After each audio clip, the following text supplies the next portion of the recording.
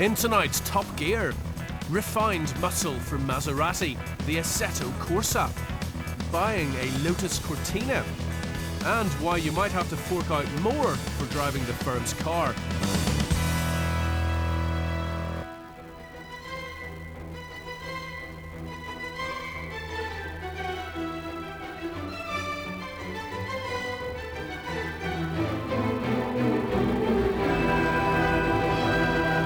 It's true what they say about Italy and fast cars, you know. Catholicism is only the country's second most popular religion. It's easy to see why. Passion, racing, swarthy blokes in goggles. Few names stir the emotions quite as vigorously as Ferrari, Lamborghini, Bugatti. Provolone, Parmesan and a quarter pound of Parma ham, please. Oh, obviously the food's absolutely fantastic as well.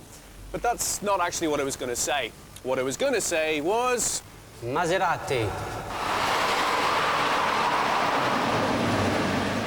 Dentro di qua davanti è bello, sì? Questo sì qua è bello. Oh, bisticciamo per andare dentro, dai. Vedete qui, no, vedete qui. What they're trying to say is that this is the comeback Bambino. The 3200 GT is Maserati's most successful model for years, and to celebrate the fact they've built this, the Assetto Corsa. That's Italian for racing spec. Beautiful, isn't it? Actually, it's not beautiful. Certainly not beautiful in the way that some old Maseratis are beautiful. Not when you appear to have the snout of a giant mechanical anteater. But it is massively striking, aristocratic even, all the more so in limited edition Assetto Corsa guise. Facciamo entrare dentro la macchina. Non mi piace questo, vedi? Pare come un Toyota. Ma è tutto l'insieme. Di fronte sì, qui no. Non mi piace questo. No, è tutto l'insieme. No, sei sbagliato. You know, I think they'll like it. It sits 15mm lower than the standard car, while those huge 15-spoke magnesium alloys give it mega presence. È vera, è vera. Just the ticket to create a car so utterly seductive it could tempt even the purest of souls. Oh, senti questo rumore. He particularly likes the noise it makes. The 3200 GT sees Maserati roaring away from the wilderness years in some considerable style. It's the sort of car you imagine Frank Sinatra or maybe Dean Martin would have enjoyed. As elegant as a finely tailored Italian suit, but with more than a hint of menace lurking beneath the groomed exterior. Back in the 60s and 70s, men were men and they told tall tales about wrestling hairy supercars across the mountain ranges of Europe. This Maserati would have fitted right in. Oh, it's suave on the exterior, but it's quite obvious that it was playing truant when it should have been attending charm school. It's not that it's old-fashioned, but it definitely has the potential for good old-fashioned bad boy behaviour. So, Frank Sinatra on the outside, Oliver Reed underneath. Dove sono le chiavi? Qui c'è le chiavi. Non lo so. È bella. Dammi il motore, vedi il motore che c'è in questa macchina. Wow. It's no wonder they're impressed. The Maserati is a volcanic performer with 2 turbos and 370 bhp from its 3.2-litre engine. Fast? Of course it's fast! It could get to 60 miles an hour faster than Dino could down a vodka martini. Shaken or stirred? Well, both. Stirred by this gorgeous black leather interior with its slivers of racing car carbon fibre. But shaken by the overly firm nature of its ride quality, the price you pay for having such a firm suspension setup. I'll tell you what Assetto Corsa really means. Sore backside. It is a sports car though, so I'll let that go. In fact, that firmer suspension and vastly improved steering mean that this is a car you will fight to get your hands on. Ooh, they're a fiery lot, aren't they? No one makes cars like the Assetto Corsa anymore. No one except Maserati. But nothing lasts forever, and a brand new and more cultured non-turbocharged V8 arrives later this year, which makes this the end of an era.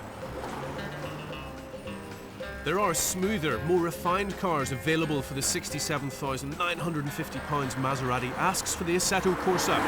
But as demanding as it is, and even at that stratospheric price, Maserati UK are going to have absolutely no trouble whatsoever selling the 75 cars they've imported. The 3200 GT Assetto Corsa is a real character. Now, that's enough for me, I think. Over now to someone who really understands. Take it away, Frank. I get no kick from champagne. Mere alcohol doesn't thrill me at all. So tell me, why should it be true that I Non get ti a piace? kick Oggi la prendo io. out Va of bene? you? Ciao, ci vediamo la prossima volta. Ciao.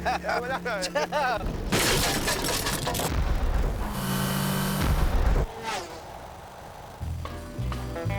Tonight, the Top Gear verdict centres on one of America's favourite off-roaders, the Chevrolet Blazer. Available in right-hand drive, but only available at just 7 selected Vauxhall dealerships.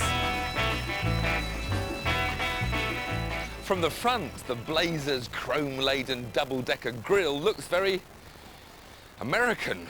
But from other angles, it looks like a rather tall yet fairly conventional 5-door estate. The dash and interior are a riot of dark grey. There are enough buttons to launch the space shuttle, the leather is soft, and there's even a compass to help you find your way across the desert.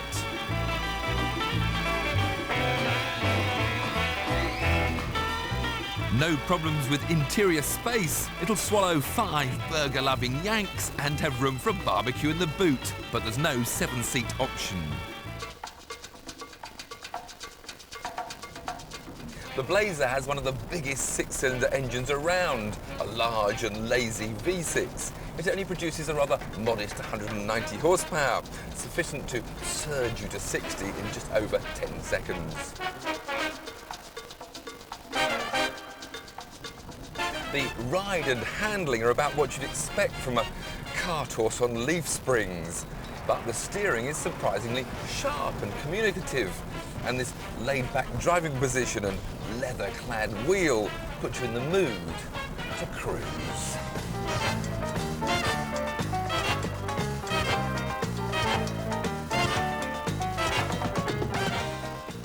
Of course, it's going to guzzle gas, and there's no diesel option. But if that's a problem, there's loads of space for an LPG tank. In any case, with a price tag of between £23,000 and £25,000, the Blazer is excellent value, considering the amount of space and performance on offer. And this top-of-the-range LT Auto comes fully loaded with leather, cruise control and aircon. You'll pay an extra £4,000 for a Land Rover V8 Discovery, another £6,000 for a Volvo Cross Country. For the same money, think more Isuzu Trooper. The Top Gear verdict on the Chevrolet Blazer, limited appeal, gives it a limited 4 out of 10. Still to come on Top Gear. Get away from it all in a real hurry, buying a Lotus Cortina. Why driving the firm's car could soon cost you more. And red-hot roadsters from Mercedes and BMW.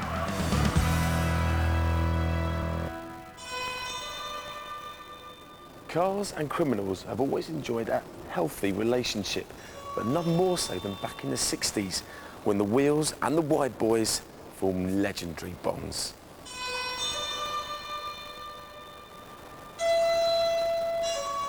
"30 years ago, the working class boys who made good by doing bad drove machines of equally humble origin, but with the same devilish streak. But there was one car in particular that charmed the glitterati and impressed the East End firms like no other legend, the Lotus Cortina. Its origin was innocent enough, though. Colin Chapman's Lotus was asked to shake off the Cortina's fusty family image. In went some trick suspension and the famous twin-cam engine, and the fast Ford was born.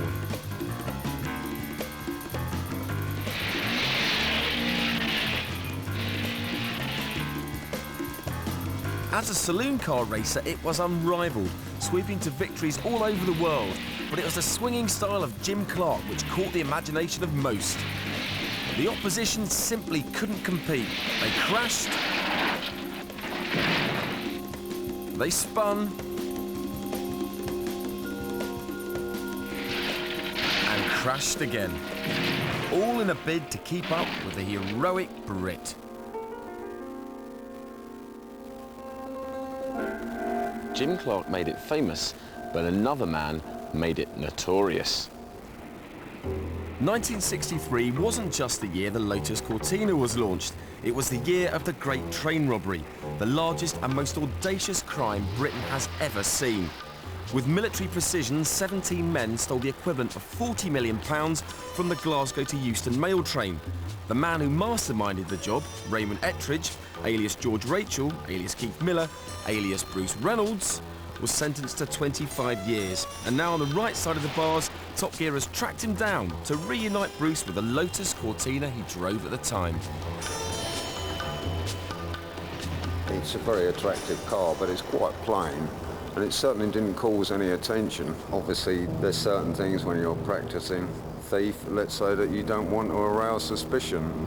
Most people thought it was just a bog standard Cortina. I'd always been mindful of the old train robber Butch Cassidy and Sundance Kid, you know. He always espoused the thing that you always have the best horse flesh you can. Right. This had the best horsepower that I could get at the time. It was bought for the train robbery. I used it most nights when I went up there for reconnaissance purposes. Beautiful territory for driving around, you know, it's the Chilterns. Yeah, it's a lovely place. And I had overnight vigils on trackside, and I used to park it up 3 fields away. I had a camouflage netting, we used to peg out over it. I had some really great drives coming home because obviously the train came in to Leighton Buzzard just after 3 o'clock.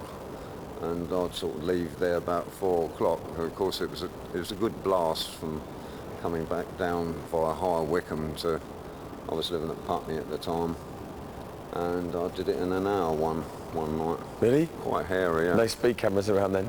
No. I mean, that's what might be termed the good old days for sporting motorists. Brilliant car, and of course it's quite unique in so much it's only done 3,000 miles. There's a good reason for that, though, isn't there? Bruce? Well, yeah, I mean, basically it was confiscated by the police, who held it for virtually, I think, the 5 years that I was on the run.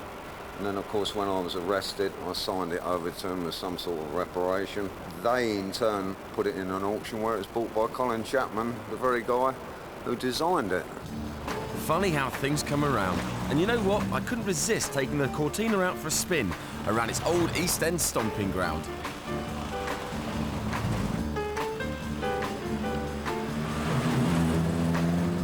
0 to 60 in 9.9 seconds might not sound like it could dust the 5.0 nowadays, but back in the 60s, it felt like a rocket ship.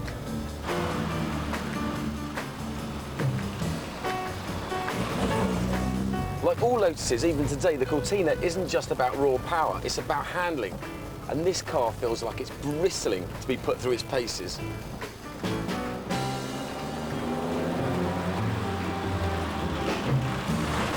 You know, I'm constantly amazed by old cars. This one still feels really fresh, feels tight and tidy, the handling is absolutely spot on. And it makes you feel a little bit devious.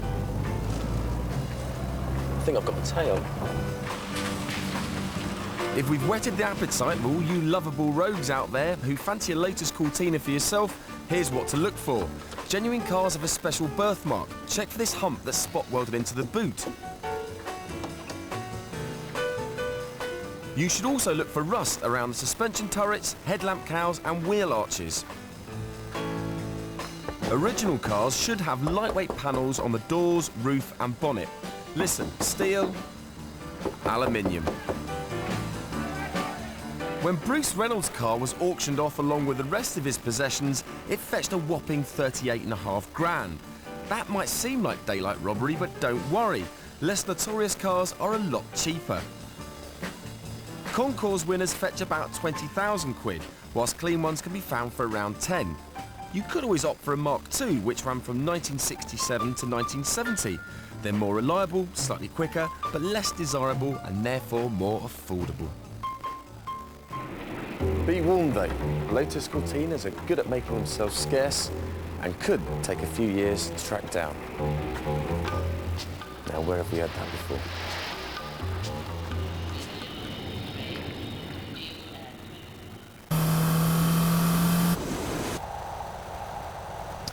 Loads of people in this country have to buy their own cars, scrimping and saving to get their hands on something that's inevitably going to break down from time to time, wear out its tyres, drink loads of petrol, and generally drain the bank account. Annoying, isn't it? Especially when there's loads of other people smugly driving around in cars that they've had bought for them by their companies.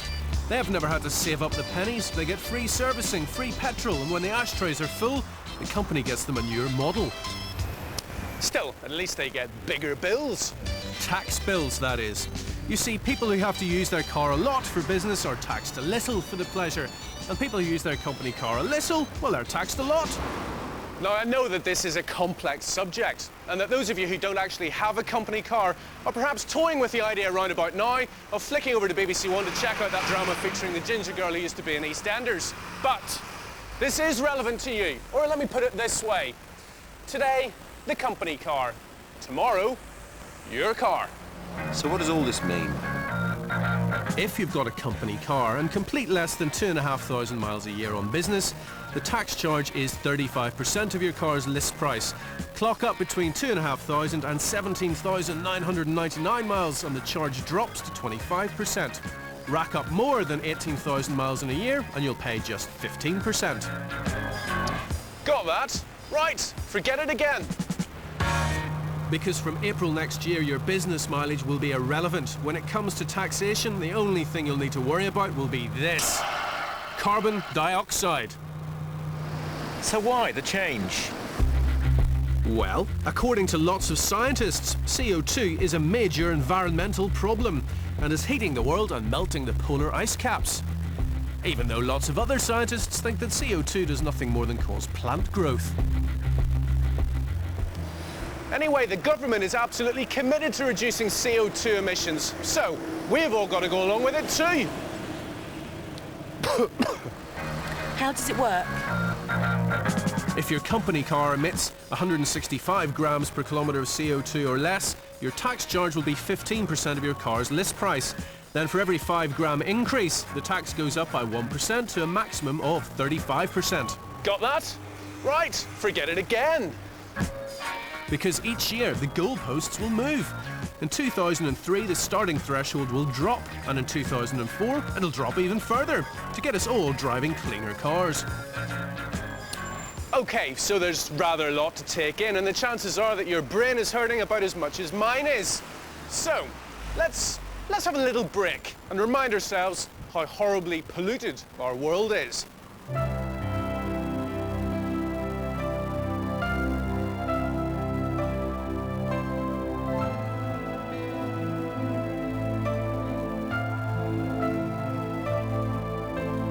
Lovely. Right, time to pay attention again.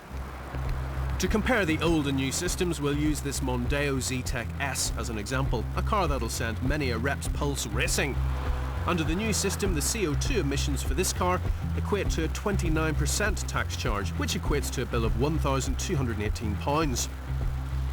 Perk drivers, the ones who don't need a car for their work and used to, quite rightly, be the most penalised, stand to gain the most. Their tax bill in this Mondeo would drop by £200.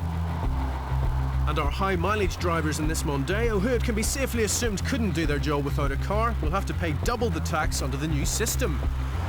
So what does all this mean? Well, the new system will doubtless encourage a whole lot more low mileage users into the scheme, previously put off by the stinging 35% tax charge, but now likely to find a lower charge with the right motor. But those of you who cover big miles each year have some serious thinking to do. Your tax charge is likely to go up substantially, and there's nothing you can do about it. Either take it on the chin, or ask the boss for a raise, or opt out of the company car system altogether. But for once, it's diesel drivers who are going to be having the last laugh, despite a 3% surcharge to take account of all the horrible stuff they chuck out. Because they produce substantially lower CO2 than their petrol-powered equivalents, they're going to attract a lower rate of tax. The pendulum continues to swing. Coming up on Top Gear, turning up the heat, high-octane roadsters from Mercedes and BMW. And news of what's been going on in the car world.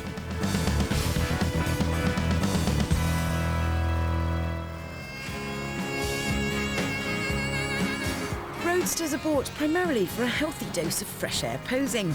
Drivers enjoy cruising around, making sure everyone sees them.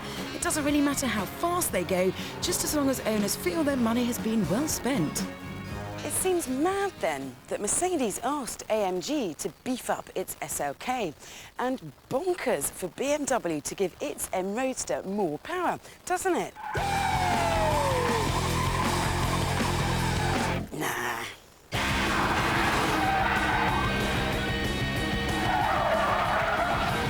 BM have shoehorned the 3.4 straight 6 from the new M3 Coupe to give this top-notch Z3 an extra 4 brake horsepower. It's not a massive increase, and the engine isn't as powerful as it is in the Coupe. That's because the Roadster's exhaust couldn't be made long enough to release all those horses. So here we have just 325 brake.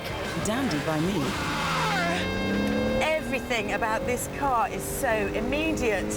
Touch the throttle and it just goes.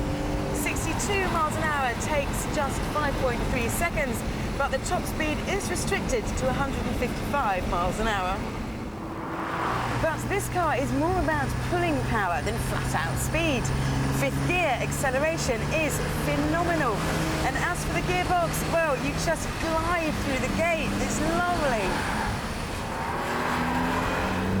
The faultless engine is matched to a faultless rear-wheel drive chassis. Yes, there's traction control for those who aren't big risk takers, but for those who are, well, you can turn it off. A brave move or just a plain stupid one, but either way, it is damn good fun. Oh yes. This steering wheel does seem a tad on the big side, but when you're trying to control those 17-inch tyres, oh, it's good to have something substantial to hang on to. BM do make their cars with the driver in mind, which is why the centre console has been angled slightly to face you. It's all ergonomically sound in here, but on the outside, the car doesn't look as fantastic as it drives. If you're in the market for a premium postmobile, bring on the SLK. I've never been a massive fan of this car's slightly feminine looks, but there's no denying that many people rate the SLK as one of the most graceful and elegant machines on the planet. And of course it has a hood that is still a minor work of genius. Even though once you've stowed it away in the boot, you're only left with room for a toothbrush.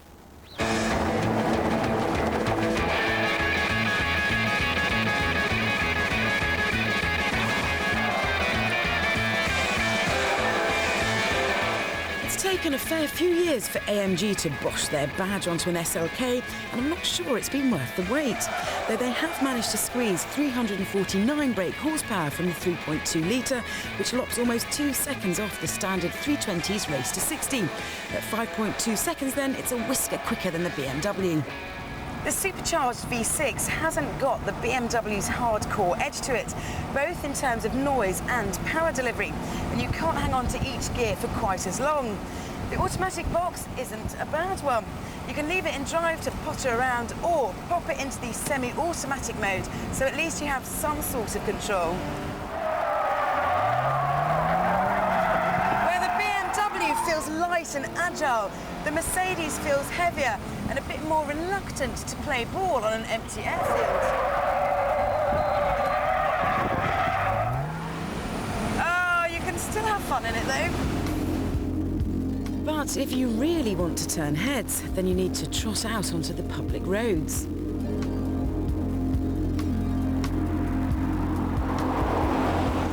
Give the interior the once-over, and it's obvious that the designers have spent most of their time creating the exterior. The dash and the dials sit bolt upright. It's all function and no flow. The seats were made for mightier bodies than mine, and they don't give enough support for me.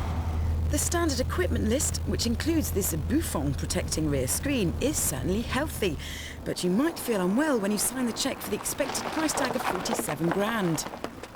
Yes, that's £11,000 more than the BMW, and it's just not worth it.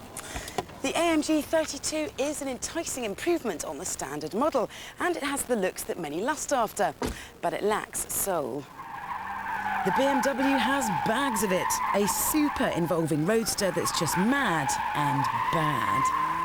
And despite its unconventional looks, it's the car I'd like to be seen in.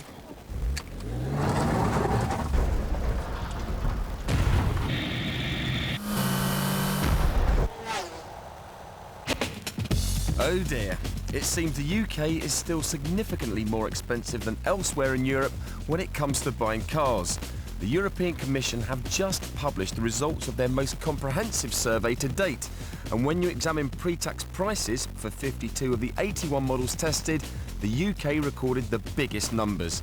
Luxury gear like Mercedes, Audi and BMW remain reasonably competitive, but this report is certain to spark off another summer of discontent.